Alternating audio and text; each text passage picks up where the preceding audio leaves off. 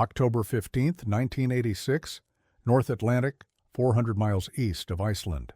The sonar contact appeared on the waterfall display like a ghost materializing from darkness. Sonar Technician First Class Michael Torres, hunched over his console aboard the USS Augusta, watched the faint green line strengthen against the black screen, his headphones picking up what his instruments were only beginning to confirm, the distinctive low-frequency rumble of a Soviet Delta-class ballistic missile submarine. Con, sonar, new contact bearing 027, designated Sierra 1, possible submerged contact, diesel or nuclear. Commander James Parker, standing in the cramped control room of the Los Angeles-class attack submarine, felt his pulse quicken. This was what they had been hunting for 3 weeks in these frigid waters, one of the Soviet Union's most dangerous weapons, a submarine longer than a football field carrying enough nuclear firepower to incinerate 20 American cities. Sonar Con, can you classify? Torres adjusted his headphones, listening to the acoustic signature flowing through the towed array, streaming nearly a mile behind Augusta. The sound was faint, almost imperceptible, but it was there, the rhythmic thrum of a 7-bladed propeller, the harmonic overtones of reduction gears, the subtle whine of coolant pumps.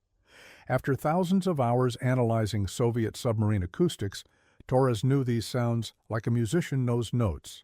Con, sonar, contact classified as Delta 1 class SSBN, high confidence. What neither Torres nor Commander Parker knew in that moment was that they were participants in the greatest undersea manhunt in human history, a shadowy, decades-long campaign in which American submarines tracked, followed, and recorded every movement of the Soviet Union's massive submarine fleet. It was a game of blind man's bluff played in total darkness, 300 feet beneath storm-tossed seas, where a single mistake could trigger World War III. The scale of the Soviet threat was staggering. By the mid-1980s, the Soviet Union operated the world's second most powerful submarine force, over 400 submarines of all types, from ancient diesel boats to state-of-the-art nuclear attack submarines that rivaled America's best. The Soviet High Command had made it abundantly clear they were preparing to challenge the United States Navy on the high seas, and the submarine was their principal weapon. American spy submarines brought back alarming news from surveillance missions along the Soviet coast. Soviet shipyards were churning out new long-range submarines at a pace that stunned Western intelligence. The Severodvinsk shipyard alone was producing submarines faster than American yards could match. Entire classes of submarines, Yankees, Deltas, Typhoons, were rolling out with capabilities that threatened to upset the strategic balance that had kept the Cold War from turning hot. But among all these threats, one category of Soviet submarine obsessed American naval planners above all others: the ballistic missile submarines, or boomers in Navy parlance. Tracking Soviet missile submarines became the single biggest priority of the United States Navy. These underwater behemoths carried up to 20 ballistic missiles, each missile capable of launching 10 independently targeted nuclear warheads. A single Soviet Typhoon-class submarine, the largest undersea craft ever built, could unleash a firestorm greater than the combined power of all bombs dropped during World War II. The portability and hidden nature of these submarines made them infinitely more dangerous than land-based nuclear weapons. A missile silo in Siberia could be targeted, tracked, and potentially destroyed in a first strike. But a submarine lurking beneath the Arctic ice or prowling the depths of the Pacific Ocean was invisible, mobile, and nearly invincible. Find them, track them. Know where they were at all times. This became the obsession of the United States Submarine Force, and they needed a submarine capable of doing it. The Los Angeles-class submarine was born from this necessity. Designated SSN 688, the first boat of the class was commissioned in November 1976, conceived as a new generation of fast attack submarines that would replace the aging Sturgeon-class boats. The Navy initially designed them as open-ocean aircraft carrier escorts, But the Cold War demanded something more, a submarine capable of hunting Soviet boomers in the darkest, coldest, most hostile waters on Earth. The technical challenge was immense. Soviet submarines were getting quieter. The early Soviet nuclear submarines, the Hotels, Echoes, and Novembers, collectively nicknamed Hyens because they were crude and noisy, had been easy targets for American sonar. The underwater eavesdropping network called SOSUS, the sound surveillance system seated across the Atlantic and Pacific, could detect these Soviet boats from thousands of miles away. Their machinery screamed across the ocean like foghorns. But by the 1970s, Soviet submarine technology had evolved dramatically. The Yankee-class submarines, 429 feet long and weighing 90,600 tons, were Polaris lookalikes that carried 16 ballistic missiles in portable silos. More importantly, they were much quieter than their predecessors. Not silent, American sonar could still detect them, but quiet enough that tracking them required getting dangerously close. The latest Soviet attack submarines, the Sierra and Akula classes, were nearly as silent as America's Sturgeon-class boats. The Akulas, built with technical insight stolen by the spy John Walker, were very quiet below 10 knots, though they developed audible knocks at higher speeds. American submariners grimly nicknamed them Walker subs, because the traitors' espionage had directly inspired Soviet stealth improvements. Against these evolving threats, the Los Angeles-class submarines would become America's primary underwater hunters. 62 boats were eventually built, making it the largest class of nuclear-powered submarines ever constructed. They were 362 feet long, displaced 6,900 tons, and were powered by a General Electric S6G pressurized water reactor that gave them a top speed exceeding 30 knots, fast enough to keep pace with aircraft carrier battle groups or sprint to intercept Soviet submarines. But speed and power were secondary to their primary weapon, sonar. The early Los Angeles-class boats were equipped with the BQQ-5 sonar system, a sophisticated passive sonar suite that could detect, classify, and track multiple contacts simultaneously. Passive sonar was the key to submarine warfare. It listened without transmitting, offering silent sight across tens of thousands of yards.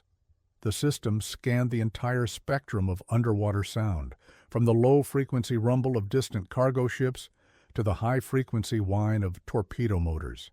Yet even the BQQ-5 had limitations.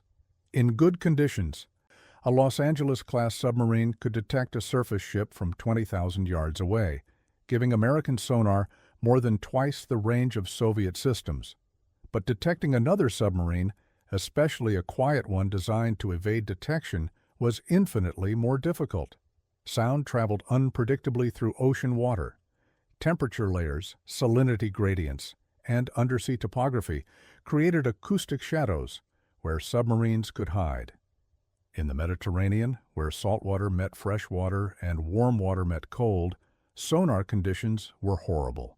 Sound bounced in unpredictable directions, creating false contacts and acoustic mirages. The solution came in the form of a technological breakthrough, the towed sonar array. Imagine a submarine dragging behind it a cable nearly a mile long, at the end of which streams a sophisticated acoustic sensor package containing hundreds of hydrophones. This was the TB-16 and later TB-23 thin-line towed array, a revolutionary system that transformed submarine warfare. The towed array extended far behind the submarine, away from the acoustic noise generated by the sub's own machinery. More importantly, the array's length allowed it to detect extremely low-frequency sounds, the kind of sounds that propagated across entire ocean basins. The physics were elegant. Lower-frequency sounds travel farther through water with less attenuation. A submarine's machinery produced a complex acoustic signature across many frequencies. But the low-frequency components, the fundamental tones of propeller blade rates, shaft rotation, and reduction gear harmonics, could be detected at enormous ranges. The towed array, with its long baseline of hydrophones, could isolate these low-frequency signatures from background ocean noise with stunning precision. By the early 1980s, improved Los Angeles-class submarines were being fitted with increasingly sophisticated towed arrays. The TB-23 system could detect Soviet submarines at ranges exceeding 50,000 yards in favorable conditions, over 25 nautical miles. This was a revolution in submarine warfare, equivalent to giving a blind man the ability to see. But technology alone wasn't enough. The real key to tracking Soviet submarines was the men who operated these systems and the tactics they developed through thousands of hours of dangerous operations. Sonar Technician First Class Michael Torres had joined the Navy in 1977, drawn by recruiters' promises of technical training and adventure. He got both, though not in the way he imagined. After submarine school in Groton, Connecticut, and sonar training in San Diego, Torres reported aboard the USS La Jolla, SSN 701, one of the newer Los Angeles-class boats. His first patrol took La Jolla to the Barents Sea, the body of water north of Norway and Russia that served as the Soviet Northern Fleet's front yard. The mission was simple in theory: find Soviet submarines leaving their bases at Murmansk and Severodvinsk, classify them, record their acoustic signatures, and follow them as long as possible without being detected. In practice, it was the most terrifying experience of Torres's life. They told us in training that we'd be operating in international waters, Torres recalled in a 1995 interview, years after the Cold War ended. They didn't mention we'd be doing it 300 feet underwater, surrounded by Soviet attack submarines in water so cold that if we had to surface, we'd have minutes before hypothermia killed us. The Barents Sea in winter was a nightmare of howling winds, pack ice, and Soviet naval activity. La Jolla spent 47 days submerged, never once surfacing, hunting Soviet submarines in their own territorial waters. The submarine crept along at depths between 200 and 600 feet, moving at just a few knots to minimize noise, the towed array streaming behind like an invisible fishing line. The sonar contacts came frequently. Every ship, every submarine, every piece of machinery operating in the Barents Sea created sound, and it all fed through Torres's headphones in a cacophony of maritime noise. His job was to sort through this acoustic chaos and identify specific threats, Soviet submarines that might be following them or targets they were supposed to track. The work required extraordinary concentration. Torres would sit at his console for 8-hour shifts, headphones clamped over his ears, watching the waterfall display scroll endlessly downward. Each contact appeared as a line on the display, and his trained ear and eye had to determine merchant ship or warship, surface vessel or submarine, diesel or nuclear, Soviet or neutral. The submarine's computers helped with classification, using libraries of known acoustic signatures collected over decades of surveillance operations. But the final determination always came down to human judgment. Torres learned to recognize the acoustic signature of specific Soviet submarine classes: the 7-bladed propeller of a Delta-class boomer, the distinctive harmonic from a Victor III's reduction gears, the rhythmic blade rate tones of a Tango-class diesel running on batteries. "You'd hear them in your sleep," Torres said. "I'd be in my rack, trying to catch a few hours of rest, and I'd still hear those tonals in my head. The low rumble of a Victor class, the higher-pitched whine of a Charlie. It got into your brain and stayed there." The most challenging contacts were the newest Soviet submarines, the Akulas and Sierras. These boats were quiet, genuinely quiet in ways that older Soviet submarines never achieved. Below 10 knots, an Akula was nearly as silent as an American Sturgeon-class boat, making detection extremely difficult. Only when they increased speed did they develop audible knocks and machinery transients that revealed their position. Tracking these submarines required the close-in trail technique, a tactic developed through painful experience in the 1970s. The American submarine had to position itself within 3,000 yards of the Soviet target, slightly more than a mile and a half, and maintain that distance regardless of the target's maneuvers. Any farther back, and the faint acoustic signature would be lost in background ocean noise. Any closer, and the risk of collision became unacceptably high. Commander James Bradshaw, who commanded the USS Portsmouth SSN 707, described the experience. Imagine driving a car at night with your headlights off, following another car that also has its lights off, through a dense fog, where you can only see the car ahead by the faint sound of its engine. Now imagine doing this for weeks at a time, never losing contact, while the car ahead is actively trying to detect if anyone is following. That's close-in trail. The Soviets knew American submarines were tracking them and developed countermeasures. The most common was the Crazy Ivan maneuver. The Soviet submarine would suddenly reverse course, turning by 60 degrees or more, to clear its baffles and listen for anyone following. Soviet submarines, like American ones, had a blind spot directly behind them where their own propeller noise masked any acoustic contacts. The Crazy Ivan was designed to catch any trailing submarine off guard. American submariners learned to anticipate these maneuvers. Soviet submarines followed surprisingly predictable patterns. Yankees would rise to periscope depth every night at the stroke of midnight to ventilate and go to communications depth several times a day. By tracking these patterns, American submarine commanders could predict when a Crazy Ivan was coming and position themselves accordingly, slowing down, angling to the side, using the thermal layers in the ocean to mask their own acoustic signature. It was a deadly game of cat and mouse, played in slow motion, in total darkness, 300 feet underwater. The Los Angeles-class submarines proved themselves masters of this game. By the mid-1980s, American attack submarines were carrying out as many as 2,000 spy missions, tracking Soviet submarines from their home ports to patrol stations and back again. The intelligence gathered was invaluable. The Navy built massive libraries of acoustic signatures, recording the unique machinery noises of every Soviet submarine class, often identifying individual boats by their distinctive acoustic fingerprints.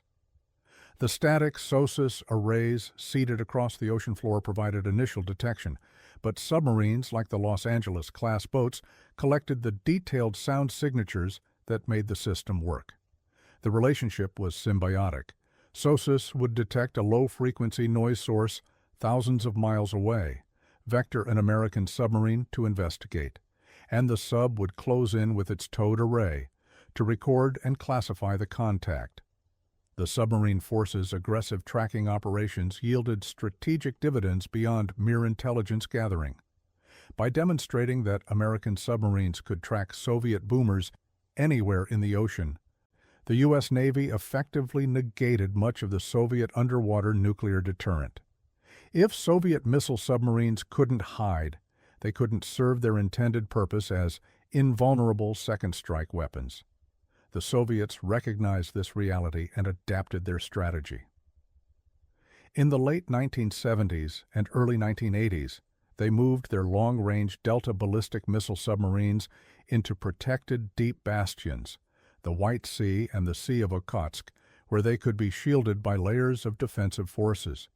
They also began hiding missile submarines under the Arctic ice, where American submarines initially struggled to operate. This led to modifications of the Los Angeles-class design. The early boats lacked sophisticated ice-capable sonar and couldn't safely operate in ice-covered waters. The Navy responded by giving ice capabilities to nearly 24 remaining Los Angeles-class submarines still scheduled for construction. These modified boats received upward-looking ice penetration sonars and strengthened fairwater planes that could be rotated vertically to break through ice. The USS Salt Lake City, SSN 716, was one of these ice-capable boats. In March 1988, she deployed to the Arctic Ocean on a mission to track Soviet submarines operating beneath the polar ice cap. The operation demonstrated both the capabilities and limitations of the Los Angeles-class design. Lieutenant Commander David Reynolds, the executive officer on that deployment, described the challenge. Operating under the ice is completely different from open ocean operations. You have no GPS, no ability to surface in an emergency, and you're navigating through a three-dimensional maze of ice ridges and pressure keels that extend down hundreds of feet. The ice itself creates acoustic noise. It groans, cracks, and rumbles constantly. Trying to detect a quiet submarine in that environment is incredibly difficult. Salt Lake City spent 38 days under the ice, tracking a Soviet Typhoon-class ballistic missile submarine that was conducting deterrent patrols in the Arctic Ocean. The Typhoon was a monster, the largest submarine ever built by any nation, protected by two pressure hulls within a third outer hull, carrying 20 SSN-20 nuclear missiles, each capable of holding 10 warheads. The towed array proved its worth during this operation. Despite the challenging acoustic conditions created by the ice, Salt Lake City maintained contact with the Typhoon for over 3 weeks, recording its patrol pattern, operating procedures, and acoustic signature. The intelligence gathered allowed the Navy to build a comprehensive profile of Typhoon operations in the Arctic, information that would be crucial if deterrence ever failed and submarines had to engage in actual combat. But these operations came with significant risks. Los Angeles-class submarines suffered several collision incidents during the 1980s and early 1990s, testament to how aggressively they were tracking Soviet submarines. In October 1986, the USS Augusta, SSN 710, bumped into a Delta Y-class missile submarine in the Atlantic while testing a new, highly computerized sonar system. The collision was minor. Both submarines survived with superficial damage, but it revealed how close American submarines were operating to their Soviet targets. The most serious incident occurred on February 11, 1992, when the USS Baton Rouge, SSN 689, collided with a Russian Sierra-class attack submarine near Murmansk.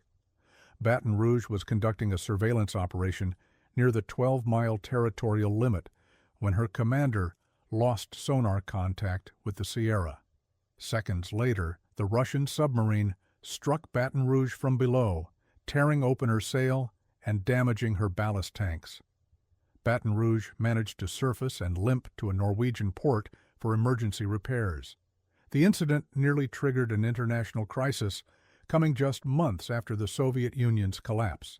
A year later, on March 20, 1993, the USS Grayling, SSN 646, a Sturgeon-class boat, collided with a Russian Delta III missile submarine in the Barents Sea. These incidents revealed that even after the Cold War ended, American submarines continued their aggressive surveillance operations against Russian submarines. The pace of operations barely slowed. In 1988, Submarine Squadron 11 in San Diego sent 8 of its 10 nuclear attack submarines out on surveillance operations, matching the rate set during the height of the Cold War. These included Los Angeles-class boats like the USS Portsmouth, SSN 707, and the USS La Jolla, SSN 701. The crews who manned these submarines lived in a shadowy world few civilians could imagine. As many as 140 men on each submarine, several submarines at a time, spent months underwater, never seeing sunlight, operating in hostile waters where detection could mean death. They couldn't tell their families where they were going or what they were doing. Wives and children learned to accept that Dad would disappear for 3 months at a time, returning with stories he couldn't tell and experiences he couldn't share. Chief Petty Officer Robert McKenzie served on 4 different Los Angeles-class submarines during his 20-year career. "The hardest part wasn't the danger," he said in a 2001 interview. "It was the isolation and the secrecy. You'd come home from a deployment where you'd done things that mattered, real national security work, and you couldn't tell anyone. Your wife would ask where you'd been, and you'd have to say, 'Sorry, honey, can't talk about it.' Your kids would ask what you did, and you'd have to be vague." It ate at you. The submarine force maintained this operational tempo through a combination of superior technology, better training, and sheer determination. American sonar technicians received months of intensive training, learning to recognize acoustic signatures with a precision that bordered on art. Soviet submariners, by contrast, were often conscripts serving 2-year terms, barely enough time to become proficient at basic operations, much less sophisticated acoustic analysis. The diesel submarines that the Soviets still operated in large numbers, Whiskies, Tangos, Kilos, were particularly vulnerable to detection. When running on batteries, they were reasonably quiet, but they had to snorkel regularly to recharge, and the snorkel created a distinctive acoustic signature. American submarines learned to patrol near Soviet naval bases, waiting for diesel boats to snorkel, then following them back to sea. The nuclear submarines were more challenging, but American acoustic superiority remained decisive. The towed arrays on Los Angeles-class submarines could detect Soviet submarines at ranges where Soviet sonar couldn't detect the trailing American boat. This acoustic advantage, combined with superior crew training and aggressive tactics, allowed American submarines to maintain almost continuous surveillance of Soviet submarine operations. By the late 1980s, the Soviet Navy was pulling back its submarines. Economic constraints meant they had money to build new submarines, but not enough money to operate them. The boats sat pierside in Murmansk and Vladivostok, their crews unpaid, their reactors shut down, their hulls rusting. The strategic submarine force that had once threatened American cities was withering from neglect. American submarines documented this decline. Intelligence photos taken through periscopes showed rows of Soviet submarines tied up at piers, unmaintained and deteriorating. Acoustic surveillance revealed that Soviet submarine patrols dropped from hundreds per year to dozens. The underwater threat that had obsessed American naval planners for 40 years was evaporating. When the Soviet Union collapsed in December 1991, the United States submarine force could claim a strategic victory unprecedented in naval history. They had tracked, followed, and documented virtually every Soviet submarine patrol for decades, building an intelligence library so comprehensive that American planners knew Soviet submarine capabilities better than many Soviet officers did. The Los Angeles-class submarines were the workhorses of this campaign. 62 boats, thousands of crewmen, millions of miles traveled underwater, all in pursuit of an enemy they hoped never to fight in actual combat. They succeeded in their mission so completely that the Soviet submarine force, once the world's second most powerful, became strategically irrelevant without ever firing a shot in anger.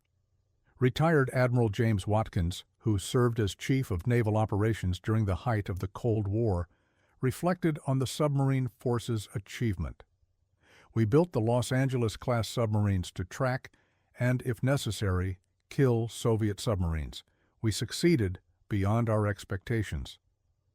Through aggressive surveillance operations, sophisticated sonar technology, and superb crew performance, we achieved acoustic dominance so complete that Soviet submarines couldn't hide anywhere in the world's oceans. That dominance was a key factor in winning the Cold War without it turning hot.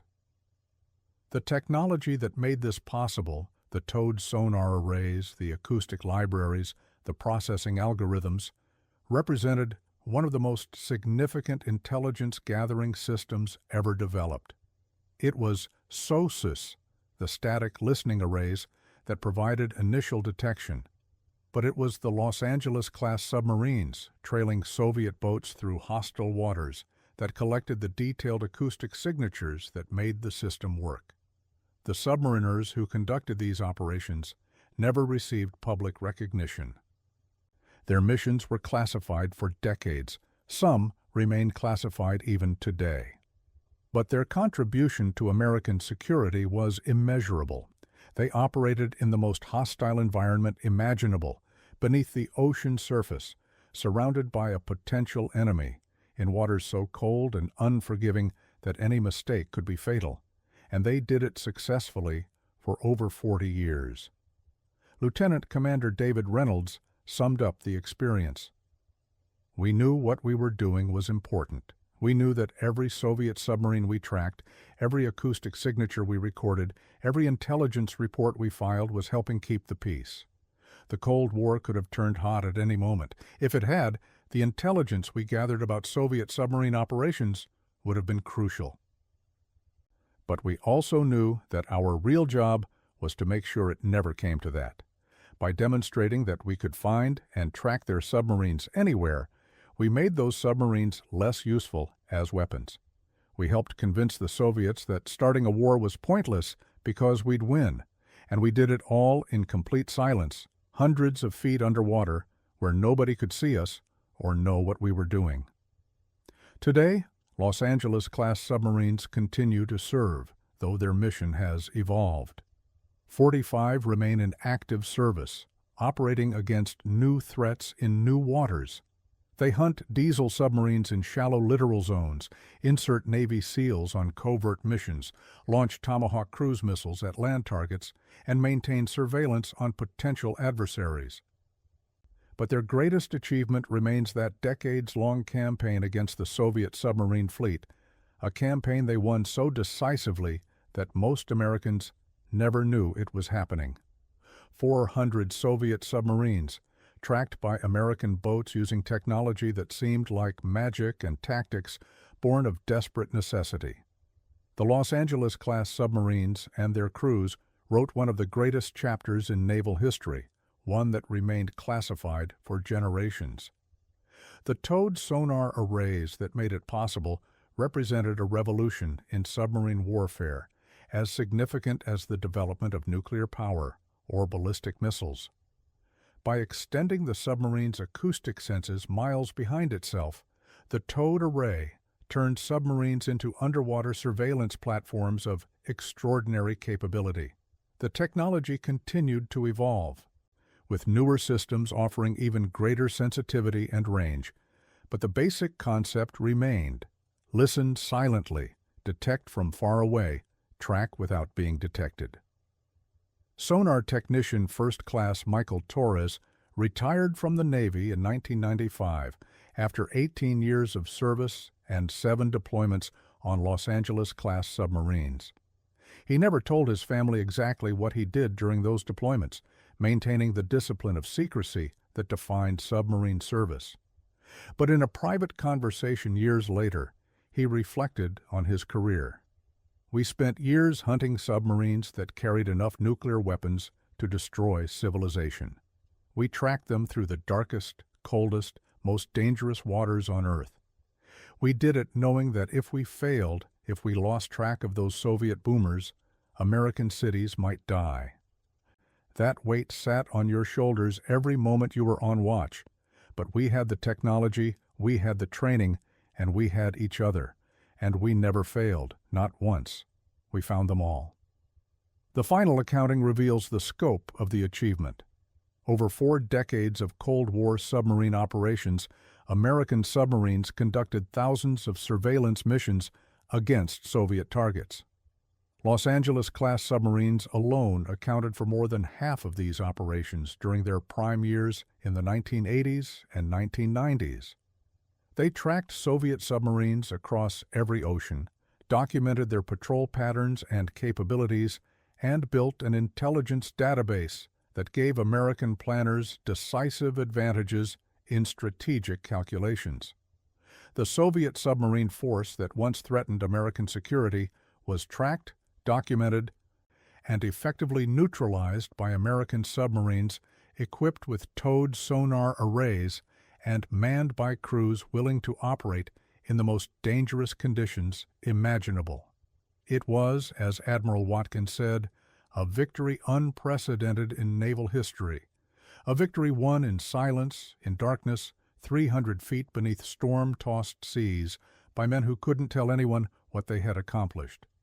The towed sonar array transformed submarine warfare, and the Los Angeles-class submarines proved the platform that made it work. Together, they achieved something extraordinary. They hunted and found an entire enemy fleet, watched its every move for decades, and helped win the Cold War without firing a shot. In the end, reality didn't care what the Soviets believed about their submarine stealth or invulnerability. American technology, training, and determination created an acoustic surveillance system so effective that Soviet submarines couldn't hide anywhere in the world's oceans. The Los Angeles-class submarines and their towed arrays were the sharp end of that system, operating in hostile waters, tracking every Soviet boat, building the intelligence picture that showed American leaders they were winning. The men who served on those submarines knew the truth. They had found them all,